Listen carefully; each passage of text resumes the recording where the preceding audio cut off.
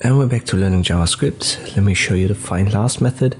It works the same way as the find method that we've used in one of the previous tutorials, but it simply starts from the end of the array.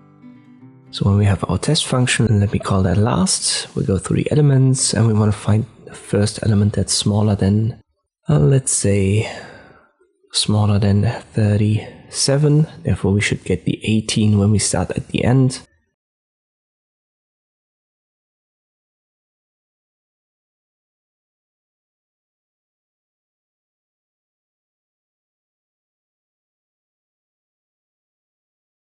We want to print that out, so document.write, and inside we use our array, arr, which stores all the numbers, all the elements, and then we use .findLast, and inside we call our function last, and it gives us the 18 as it should.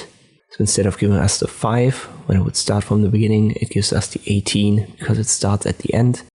We make that smaller than 38, we'll get 37. Smaller than 17, we'll get the 5 right here. When you know how the find method works, I think this is easy to understand.